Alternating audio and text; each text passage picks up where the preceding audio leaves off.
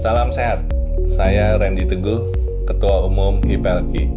HIPLKI adalah Himpunan Pengembangan Ekosistem Alat Kesehatan Indonesia. Seperti kita ketahui, pada masa pandemi COVID, di awal-awal kita sangat kesulitan kekurangan alat-alat kesehatan, seperti masker, APD, ventilator, dan sebagainya. Bahkan sampai juga gelombang kedua yang sangat berat pada saat itu, kita kesulitan oksigen dan sebagainya. Mengapa itu terjadi? Ternyata memang sepertinya kemandirian dan ketahanan industri alat kesehatan di Indonesia belum terbentuk dengan baik. Kita ketahui pada saat itu kita masih tergantung sekali dengan import alat kesehatan, di mana rasionya pada saat itu 90% import dan 10% produksi dalam negeri. Saat ini dengan adanya pandemi, setelah berlangsung selama 3-4 tahun, momentum pertumbuhan industri alat kesehatan dalam negeri sudah sangat cukup baik. Akan tetapi melihat konsep yang namanya triple helix atau pentahelix dalam pengembangan industri alat kesehatan, sepertinya perlu ada penyempurnaan dalam hal pengembangan ekosistem industri alat kesehatan.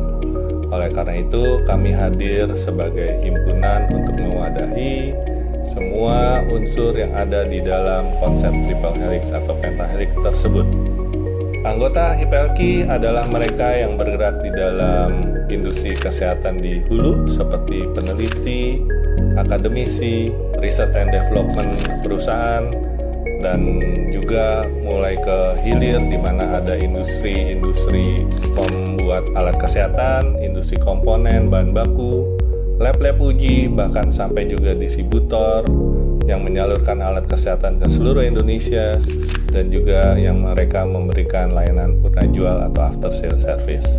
Sehingga memang di sini terbentuk suatu ekosistem di mana akan bertumbuhnya industri alat kesehatan yang berkelanjutan atau sustainable.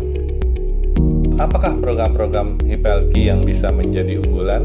Kita akan punya nanti yang namanya Pusat Kajian, Inovasi, dan Kebijakan, juga Business Matching, mempertemukan seluruh unsur di dalam ekosistem, mereka yang punya hasil inovasi, penelitian kepada industri, mereka di industri yang butuh alat-alat industri, komponen bahan baku dengan industrinya sendiri, atau mereka yang sudah berhasil membuat alat dan dipertemukan dengan mereka yang ingin bertransaksi sebagai komersial, distribusi, dan sebagainya. Lalu juga tentu tidak harus dilupakan program-program sosialisasi, edukasi, pengembangan kompetensi, kapasitas daripada anggota. Dan juga kebetulan karena anggota kami Himpunan Pengembangan Ekosistem juga terdiri dari startup yang otomatis mereka kategorinya adalah IKM atau UKM. Kita akan lakukan pembinaan kepada UKM dan IKM tersebut.